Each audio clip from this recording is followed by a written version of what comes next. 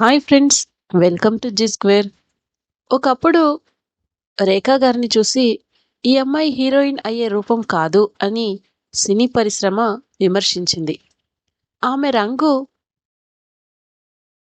రూపం మీద ఎగతాళి, ఆమె వ్యక్తిగత జీవితం మీద అంతులేని గాసిప్స్. కానీ అదే మహిళ తన కష్టంతో, పట్టుదలతో భారతీయ సినీ చరిత్రలో చెరగని ముద్ర వేశారు.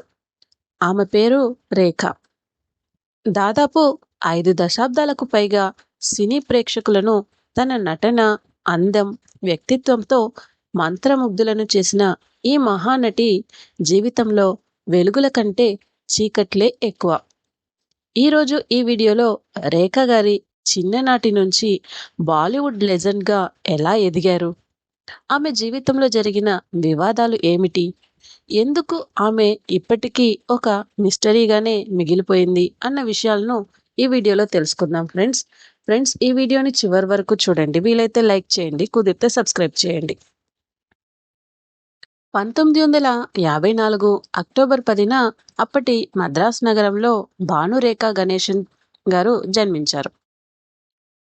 ఆమె తండ్రి దక్షిణాది భారత ప్రముఖ నటుడు జమినీ గణేశన్ గారు, తల్లి ప్రముఖ నటి పుష్పవల్లి. కానీ రేఖ జన్మించిన సమయంలో ఆమె తల్లిదండ్రులకు వివాహం ఇంకా కాలేదు. ఈ కారణంగా చిన్నప్పటి నుంచే సమాజం నుంచి ఎన్నో విమర్శలు ఎదుర్కొంది. తండ్రి కూడా ఆమె నా కూతురే అని చెప్పడానికి వెనుకాడేవారు. తండ్రి ప్రేమ కూడా ఆమెకు పూర్తిగా దక్కలేదు. తండ్రితో కలిసి పెరిగే అదృష్టం రేఖకు లభించలేదు. అమ్మ షూటింగ్లతో బిజీగా ఉండడంతో ఎక్కువ సమయం అమ్మమ్మ దగ్గరే గడిపేది. రేఖ చిన్నప్పటి నుంచే చాలా సిగ్గుపడే స్వభావం కలిగిన అమ్మాయి.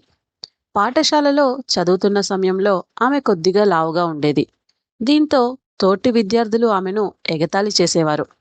అది ఆమె మనసులో తీవ్ర బాధను మిగిల్చింది. చిన్నప్పటి కల మాత్రం హీరోయిన్ అవ్వడం కాదు, విమాన సిబ్బందిగా పనిచేయాలని కలలు కనేది. అంటే ఎయిర్ హోస్టెస్గా పనిచేయాలని కలలు కనేదట. కానీ కుటుంబ ఆర్థిక పరిస్థితులు మారిపోవడంతో చదువును మధ్యలోనే ఆపి సినిమాల్లోకి రావాల్సి వచ్చింది. చిన్న వయసులోనే తెలుగు సినిమాల్లో బాలనటిగా కనిపించారు. తర్వాత కన్నడ సినిమాల్లో హీరోయిన్గా అవకాశం వచ్చింది. 1969లో ముంబైకి వెళ్ళిన రేఖకు హిందీ భాష కూడా సరిగ్గా రాదు. సినీ పరిశ్రమల్లో చాలామంది ఆమెను చిన్న చూపు చూశారు. దక్షిణాది అమ్మాయి అని ఎగతాళి కూడా చేశారట. అప్పుడు సరిగ్గా రేఖ గారికి 15 ఏళ్ళు. తన తొలి చిత్రంగా భావిస్తున్న అంజనా సఫర్ షూటింగ్ సమయంలో ఒక వివాదంలో చిక్కుకున్నారు. రేఖ గారి బయోగ్రఫీలోని ఒక భాగం ప్రకారం హీరో బి హీరో బిశ్వజిత్ చటర్జీతో కలిసి రేఖ నటించాల్సిన సన్నివేశం. ఎలాంటి శృంగార అభ్యంతరమైన చర్యలు లేని ఒక చిన్న రొమాంటిక్ సన్నివేశంగా చిత్రీకరించాల్సి ఉంది. అయితే కెమెరా రోల్ అయినప్పుడు బిశ్వజిత్ రేఖను పట్టుకొని ముద్దు పెట్టుకోవడం ప్రారంభించాడు. దర్శకుడు కట్టని అరుస్తూనే ఉన్నా ఆ సీన్ నుంచి వాళ్ళు మాత్రం బయటికి రాలేదట. అయితే ఈ విషయంపై హీరోయిన్ అండ్ దర్శకుడు ఇద్దరూ కూడా వరుసగా తమ వ్యక్తిగత మరియు వ్యాపార ప్రయోజనాల కోసం ఇలాంటి హేయమైన చర్యను ప్లాన్ చేసుకున్నారని ఒక బయోగ్రఫీలో, ఇంకా ఈమె రేఖ మీద ఆరోపణలు ఉన్నాయి. అంతేకాకుండా వినోద్ మెహ్రాతో రేఖకు ప్రేమ వ్యవహారం ఉందనేది అందరికీ తెలిసిన విషయమే. నివేదికల ప్రకారం ఈ జంట కోల్కతాలో రహస్యంగా పెళ్లి చేసుకున్నారు.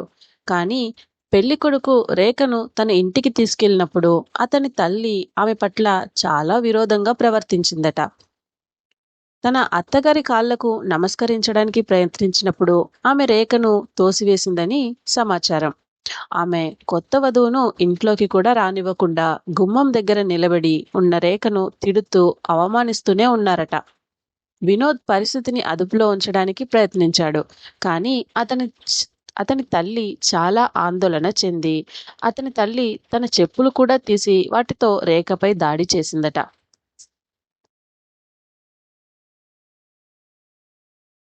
ఇంకొకసారి రిషి కపూర్, నీతూ సింగ్‌ల వివాహానికి అమితాబ్ బచ్చన్, ఆయన భార్య జయా బచ్చన్ గార్లతో సహా పలువురు ప్రముఖ బాలీవుడ్ ప్రముఖులు హాజరయ్యారు.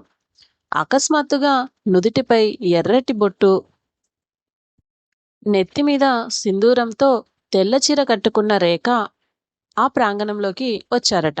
ఆమె నేరుగా అమితాబ్ బచ్చన్ గారి వైపు వెళ్ళి సుమారు 5 నిమిషాల పాటు ఆయనను నిలదీశారట. ఈలోగా జయా బచ్చన్ ఈ దృశ్యాన్ని భరించలేక చివరికి కన్నీళ్లు పెట్టుకున్నారట. ఈనాటికి వారిద్దరి మధ్య జరిగిన సంభాషణ సరిగ్గా ఎలా జరిగిందో ఎవరికీ తెలియదు. అందువల్ల ఇది అసంబద్ధమైన ఊహాగానాలకు దారితీసింది. రేఖ ది అన్‌టోల్డ్ స్టోరీ అనే పుస్తకం ప్రకారం రేఖ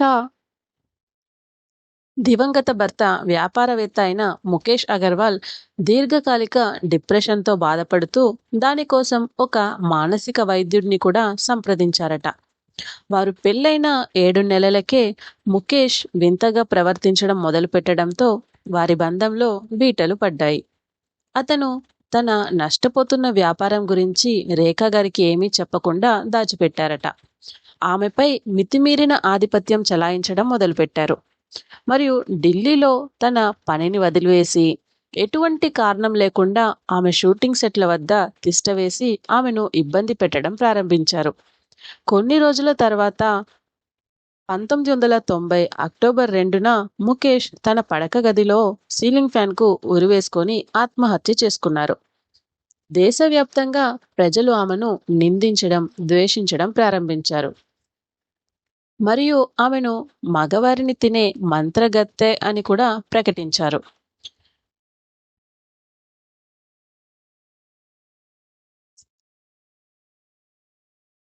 90వ దశకంలో ఒక ప్రముఖ మ్యాగజైన్ కవర్ కోసం ఇద్దరు మహిళలు ఒక స్వెటర్లో ఇమిడిపోయి ఫోటోషూట్ చేయించుకున్నారు.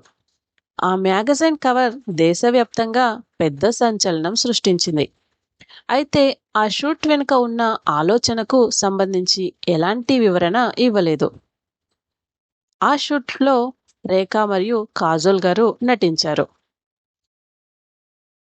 తన కెరీర్ ప్రారంభంలో ఆమె చాలా లావుగా ఉంది, నల్లగా ఉంది అంటూ విమర్శలు చేసిన వాళ్ళ దగ్గర నుంచి ఎలాగైనా మెప్పు పొందాలని రేఖ తన జీవితంలో ఒక మంచి నిర్ణయం తీసుకున్నారు.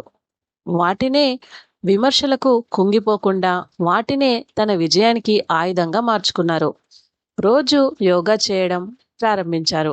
ఆహారపు అలవాట్లు పూర్తిగా మార్చుకున్నారు. హిందీ భాష నేర్చుకున్నారు. మేకప్, డ్రెస్సింగ్, నటన ప్రతి విషయంలో తనను తాను తీర్చిదిద్దుకున్నారు. కొన్ని సంవత్సరాల్లోనే ఒకప్పుడు విమర్శించిన వారే ఇండియాలో అత్యంత అందమైన నటీమణుల్లో ఒకరు రేఖ అని ప్రశంసించబడ్డారు. 1978లో వచ్చిన గర్, ముకద్దర్ కా సికందర్ సినిమాలు రేఖ కెరీర్ను పూర్తిగా మార్చేశాయి. ప్రతి పాత్రలో కొత్తదనం చూపించడం రేఖ గారి ప్రత్యేకత.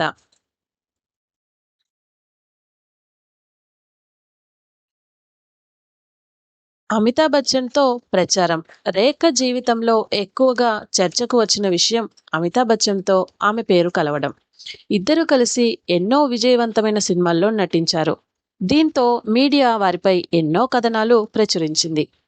అయితే ఈ విషయంపై అధికారికంగా ఇద్దరు చాలా తక్కువగా మాట్లాడతారు. అందుకే ఈ అంశం ఇప్పటికీ చర్చనీయాంశంగానే ఉంటుంది.